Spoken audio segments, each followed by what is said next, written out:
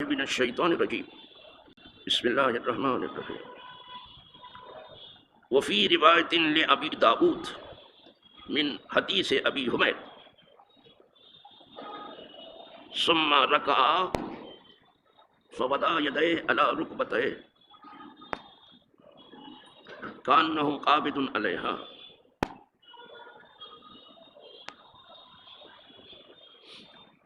کل جو حدیث آپ سن رہے تھے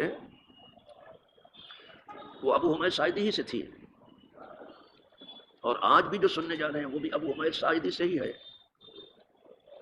کل آپ سن رہے تھے کہ 10 صحابیوں کے درمیان انہوں نے اس بات کا اعلان کیا کہ میں تم سب سے زیادہ حضور کی نماز کو جانتا ہوں۔ جسے شرف صحبت زیادہ ملا اس نے زیادہ سیکھ لیا،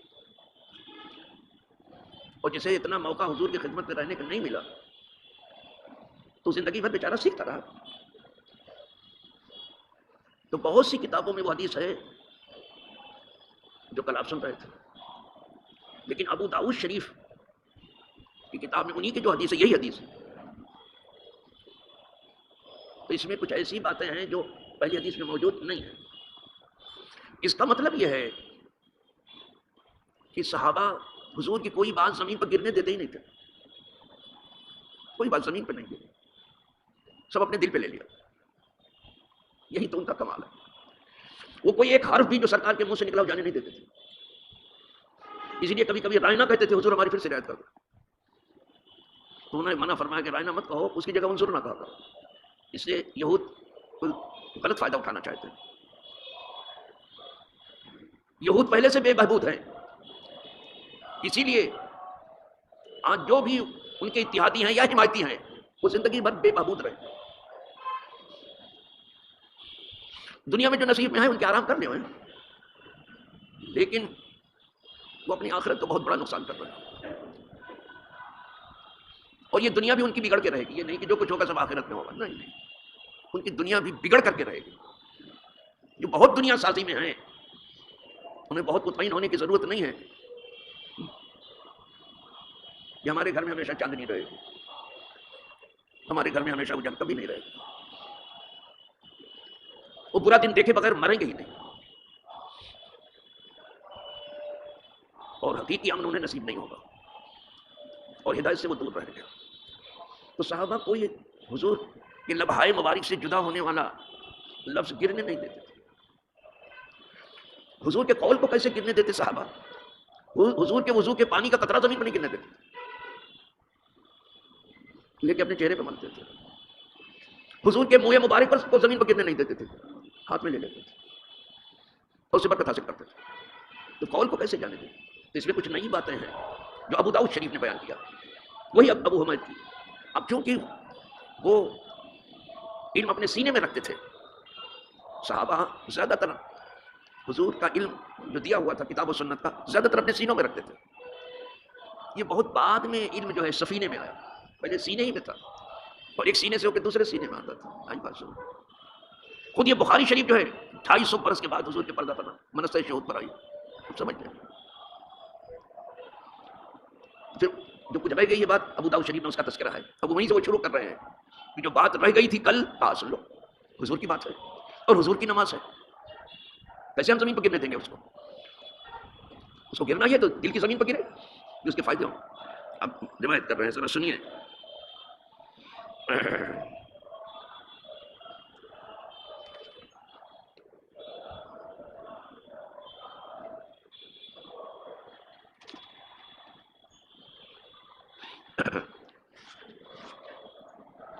ٹھیک،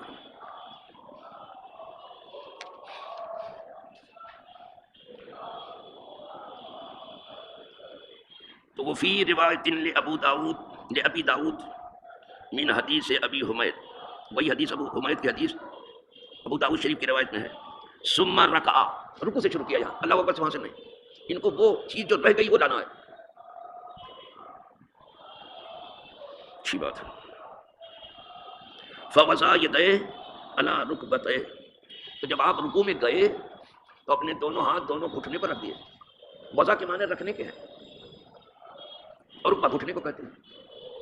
اپنے دونوں ہاتھ حضور نے گھٹنے پر رکھ دیے، اور رکوع میں لوگ گھٹنا ہی پکڑتے ہیں نا.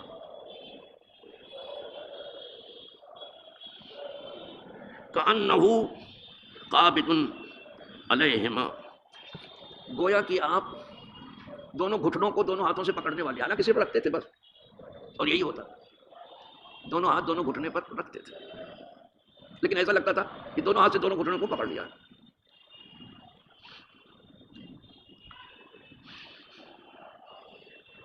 وہ وطر یدیہ، اور اپنے دونوں ہاتھوں کو وطر بناتے تھے. تھوڑا ٹیڑھا ہوتا ہے جیسے کمان بنائی جاتی ہے، دونوں ہاتھوں کو کمان کی طرح کر دیتے تھے. بالکل سیدھا نہیں ہوتا نا، یہ لفظ اس میں نہیں آیا تھا، دیکھ لو نہیں آیا وطرا کا لفظ. میں نے کہا نہیں کہ سرکار کے لبہائے مبارک سے جو کلمات طیبات ادا ہوئے، صحابہ گرنے ہی نہیں دیتے تھے، اٹھا لیتے تھے، ہاتھوں سے نہیں پلکوں سے اٹھاتے تھے.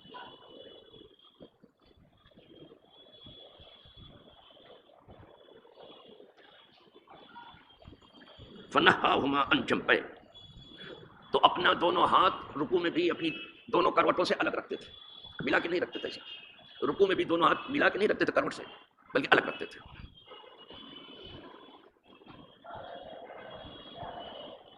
وقال،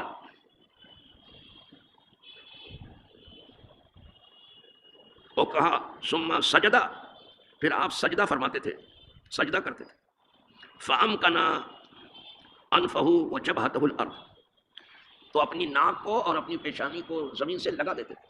دیکھا یہ الفاظ اس قیدی میں نہیں آیا ہے، اس لیے کہ ناک کا اور پیشانی کا ایک ہی حکم ہے، دونوں لگنا چاہیے. کچھ لوگ ناک لگاتے ہیں پیشانی نہیں لگاتے، کچھ پیشانی لگاتے ناک نہیں لگاتے. ناک کا مطلب یہ ہے یہ جسم، ناک جو اندر سے نکلتی وہ ناک نہیں، یہ زمین میں ناک لگا دیتے. کوئی ہو سکتا ہے کوئی سمجھنے والا نہیں سمجھے کہ ناک کو تھوک لگا دیتے تھے، نہیں ایسا کچھ.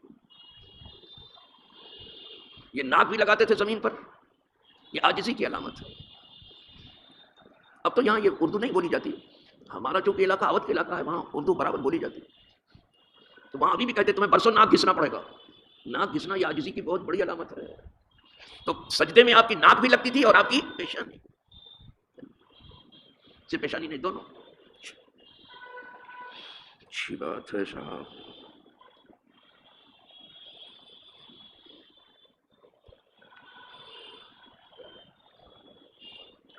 ونہا یدیہ عن جنبیہ، سجدے میں بھی حضور اپنے دونوں ہاتھ کو اپنی دونوں کروٹوں سے جدا رکھتے تھے، یعنی جگہ رہتی تھی، چپکا کے نہیں رکھتے، تو کل بھی بتایا تھا.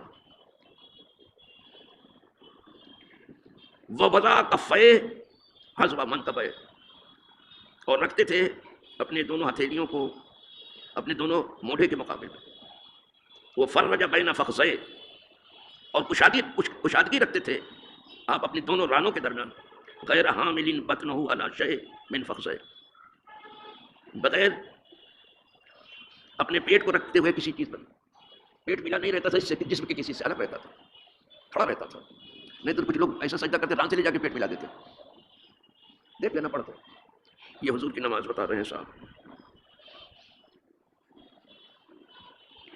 حتی فرغا، یہاں تک کہ آپ فارغ ہو جائیں. ثم جلسا، پھر اس کے بعد آپ بیٹھتے تھے، پھر اس کے بعد آپ بیٹھ جاتے تھے. فافترش رجلہ الیسریٰ، تو اپنا بایاں پاؤں بچھاتے تھے. بیٹھنے میں ہر کوئی جب نماز میں بیٹھتا ہے تو بایاں پاؤں بچھاتا ہے.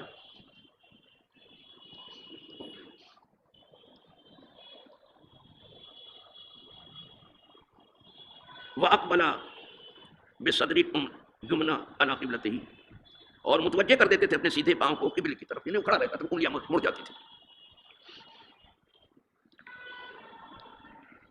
ووضع کفہ الیمنی علی رکبتیہ الیمنی، اور آپ اپنا سیدھا ہاتھ جو ہے اپنے داہنے کولے پر رکھتے تھے. وہ کفہ الیسریٰ علی رکبتیہ الیسریٰ. ایسا ہوتا ہے جب آپ بیٹھتے ہیں تو سیدھا ہاتھ سیدھے پاؤں پر رکھتے ہیں اور الٹا ہاتھ الٹے پاؤں پر رکھتے ہیں. واشارہ باصبعہ، اور اشارہ فرماتے تھے اپنی انگلی سے. نماز میں آپ اشارہ بھی کرتے ہیں نا، ایسا کرتے ہیں نا، وہاں نہیں آیا تھا. وہی میں نے کہا یہ کہیں گرنے ہی نہیں دیتے حضور کے کسی لفظ. اب اس کی تائید بھی ہو گئی، اور جو چیز رہ گئی تھی وہاں وہ لے آ رہے ہیں.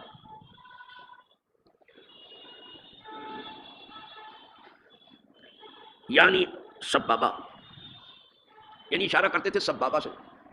سب کے معنی ہوتے ہیں برا بھلا کہنا، کسی کو گالی دینا. تو پہلے اس کو جو ہے کیا کہتے تھے اس انگلی کو؟ سب بابا. اس لیے کہ آدمی کسی کو برا بھلا کہتا ہے تو انگلی اٹھا کے ایسے ہی کرتا ہے، یہی انگلی اٹھاتا ہے سب بابا ہی. یہ والی نہیں اٹھاتا کہ ایسے کرا اسے.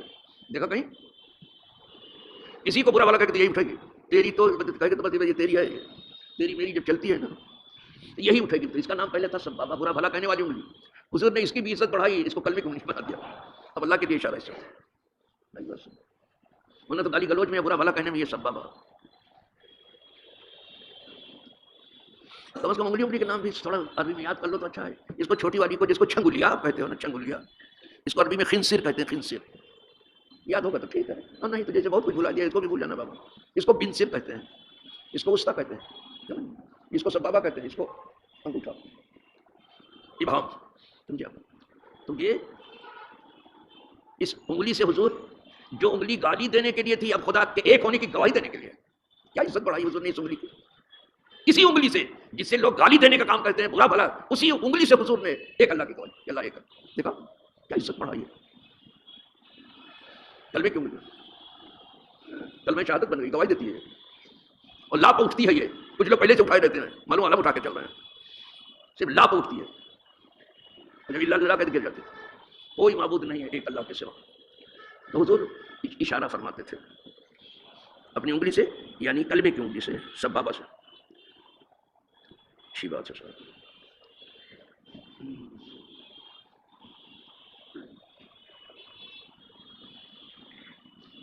وفی اخرى لہو، اور آخر میں جو 2 رکعت پڑھتے تھے، یہ تو 2 رکعت کی بات ہو گئی بیٹھنے میں نا، تو 4 رکعت والی میں تو پھر ہے نا بعد میں، تو چوتھی میں بھی بیٹھتے ہیں. تو اب چوتھی کا بیٹھنا بتائیں گے کہ چوتھی میں تو حضور کیسے بیٹھتے تھے جو انہوں نے دیکھا تھا.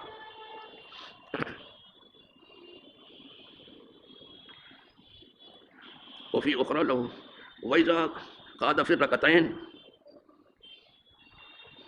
جب حضور 2 رکعت میں بیٹھتے تھے، قعد على بطن قدمه اليسرى ونصب اليمنى، جب 2 میں بیٹھتے تھے حضور تو ایسے جیسے ہم لوگ بیٹھتے ہیں اس طرح سے، بائیں کو بچھا دیتے تھے، دائیں کو کھڑا رکھتے تھے.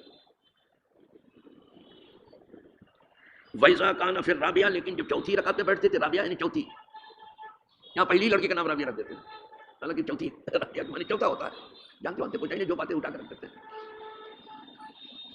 جو سمجھ میں آتا رکھ دیتے ہیں. تو جب چوتھی رکعت میں حضور بیٹھتے تھے، افزا بورقہ اليسریٰ الی الارض، تو بچھا دیتے تھے اپنے بائیں کولے کو زمین پر. بائیں کولا جو تھا وہ زمین پر بچھا دیتے تھے حضور. ہمارے یہاں یہ طریقہ نہیں، ہمارے یہاں دونوں میں ایک ہی طرح سے بیٹھتے ہیں، لیکن یہ ان کے یہاں ہے. تو بچھا دیتے تھے اپنے بائیں کولے کو زمین کی طرف. وَأَخْرَجَ قَدَمَيْهِ مِنْ نَاحِيَةٍ وَاحِدَةٍ، جب بائیں کولے پر بیٹھ جاتے، بائیں کولا یہ ہوا، اس پر جب بیٹھ گئے تو دونوں پاؤں سیدھی طرف نکال دیتے. اس طرح بھی حضور نے نماز پڑھی تو ہے، اس لیے کہ دیکھا ہے نا، لیکن آخر کا جو معاملہ ہے وہ وہی ہے الحمدللہ جو احناف کا ہے. آج بات سمجھ گئے. تو دونوں پاؤں نکال دیتے، جب پورے پہ بیٹھ گئے تو دونوں پاؤں نکل گئے، پاؤں بچھا کے نہیں بیٹھنا. اتنی سی بات رہ گئی تھی، اس کے لیے یہ روایت لائی ابو داؤد شریف. الحمدللہ وہ بھی آپ نے دھیرے دھیرے سن لی. اللہ نے جہاں ہمیں پڑھنے کی، بیان کرنے کی، سمجھنے کی اور سمجھانے کی توفیق عطا فرمائی ہے، اللہ ہم سب کو عمل کی بھی توفیق فرمائے. یہ ہماری نماز حضور سے ملتی جلتی نماز، محبوب کی ادا کسی طرح سے ہم سب کے اندر بھی آ جائے. یہ دعا کریں گے تو آ جائے گی انشاءاللہ. اور جو اس میں کمی رہ جاتی ہے، کمزوری رہ جاتی ہے، اللہ اپنے اچھوں کے صدقے میں معاف کر رہا ہے. یہ درس جو رات کو کسی حصے میں کتاب و سنت کا، یہ پوری رات جاگ کے نماز پڑھنے سے بیسٹ ہے. اگر پوری رات تہجد پڑھیں گے، اس کا یہ ثواب نہیں لے سکتے جو اس درس کا ہے، اس لیے کہ یہ علم ہے. تو اللہ پاک ہم تمام کو کتاب و سنت کا علم حاصل کرنے کا حریص بنائے. ہم اس کی سخت لالچ کریں کہ کسی طرح کتاب و سنت کا علم ہمارے اندر آ جائے اور ہماری زندگی بھی کتاب و سنت کے مطابق گزرے. وآخر دعوانا الحمدللہ رب العالمین.